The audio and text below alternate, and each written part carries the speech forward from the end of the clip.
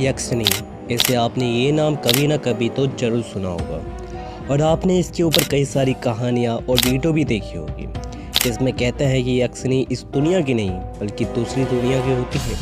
और यक्षिणी में भी दो तरह के लोग होते हैं, एक अच्छे तो दूसरे बुरे। और कई जने इस यक्षिणी को प्रसन्न करने के लिए बहुत ही कठोर युक्ति करते हैं, पर आज की ये कहानी उन सभी कहानियों से काफ़ी अलग है।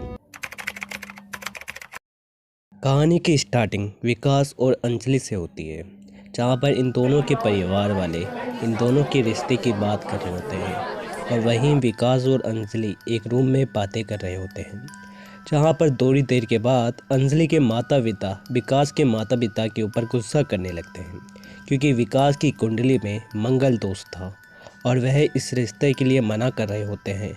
जहाँ पर अंजलि अपने माता पिता को कहती है कि वह विकास से बहुत ही ज़्यादा प्यार करने लगी है, वह विकास के अलावा किसी और से शादी नहीं कर सकती। जहाँ विकास भी अंजलि के माता पिता को समझाने की कोशिश करता है और पंडित से इस मंगल दोष के समाधान के बारे में पूछता है, तो पंडित उन्हें इस दोष से मुक्त होने का उपाय बताता है। जहाँ पर विकास को सबसे पहले एक पीपल के पेड़ से शादी करनी पड़ेगी। इसके बाद विकास का मंगल दोष उस पेड़ को लग जाएगा और वह उस पेड़ को काट देंगे। और इसके बाद अंजलि के माता पिता इस शादी के लिए तैयार हो जाते हैं।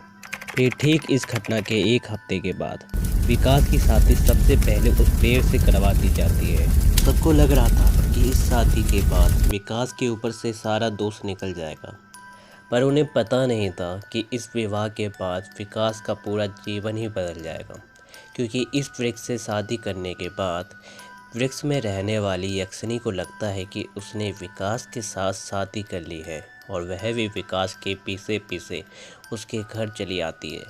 फिर उसी के अगले दिन विकास अपने ऑफिस के लिए तैयार हो रहा होता है कि तभी वह नोटिस करता है कि उसके वह कपड़े जो अलमारी में रखे हुए थे वो अब पलंग के ऊपर प्रेस करके रखे हुए हैं और एकदम सामने उसकी जूते भी साफ़ सुथरे करके रखे हुए हैं।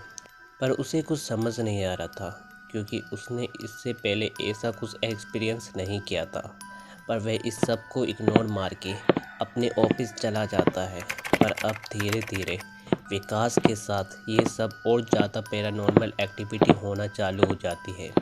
उसे हमेशा ऐसा लगता था जैसे कि कोई उसका पीछा कर रहा हो और ऑफिस में भी उसके साथ ये पैरानॉर्मल एक्टिविटी होने लगती है, जैसे कि टेबल में रखा कप अपने आप एक जगह से दूसरी जगह चला जाता था और रात के समय रूम की लाइट अपने आप ऑन ऑफ होने लगती थी। और इन सभी कारणों से विकास की हालत अब और ज़्यादा ख़राब होने लगती है। किसी को कुछ समझ नहीं आ रहा था कि विकास के साथ क्या हो रहा है। और वहीं शादी का समय भी नज़दीक आ रहा होता है और फाइनली विकास और अंजलि की मंगनी का दिन आ जाता है, जहाँ पर उन्हें एक दूसरे को अंगूठी पहनानी होती है। और जब अंजलि विकास को अंगूठी पहना रही होती है कि तभी उस रूम की लाइट बंद चालू होने लगती है और सामान अपने आप गिरने लगते हैं। किसी को कुछ समझ नहीं आ रहा होता है कि ये सब क्या हो रहा है। और तभी कोई अंजलि को बहुत ही ज़ोरदार धक्का मारता है, जिस कारण अंजलि नीचे गिर के बेहोश हो जाती है।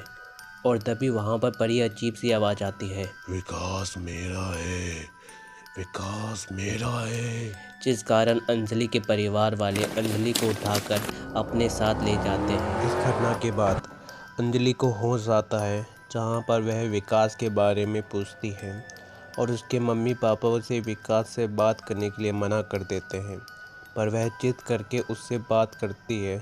जहाँ उसे पता चलता है कि किसी बुरी शक्ति ने विकास के ऊपर काबू कर लिया है और विकास को एक रूम में बंद कर दिया है और काफ़ी समय से यहाँ बड़े बड़े यज्ञ हो रहे हैं, पर वहाँ पर उसका कोई फायदा नहीं हो रहा है। ये सब सुनकर अंजलि बहुत ही ज़्यादा डरने लगती है।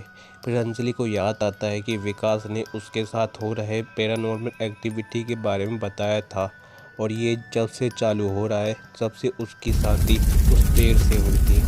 इसके बाद वह एक बाबा से मिलने के लिए जाती है और उन्हें वह ये सारी बातें बताती है, जहाँ पर बाबा उन्हें बताते हैं कि हमें रात के समय पेड़ के सामने एक हवन करना होगा और वह पूरी शक्ति को मानना होगा। फिर ठीक रात के 12 बजे के आसपास अंजलि किसी को बिना बताए वहाँ से बाबा के पास चली जाती है और उस पेड़ के सामने हवन करने लगती है, जिसका पता उस बुरी शक्ति को चल जाता है और वह भी वहाँ आ जाती है और उन्हें यह हवन बंद करने के लिए कहती है। पर अंजलि और बाबा हवन को करते रहते हैं। इसके कुछ समय के बाद बाबा उस पेड़ के आसपास आग लगा देते हैं, जिस कारण वह पेड़ जल जाता है और उसी के साथ ये यक्षिणी नाम की पूरी शक्ति चली जाती है।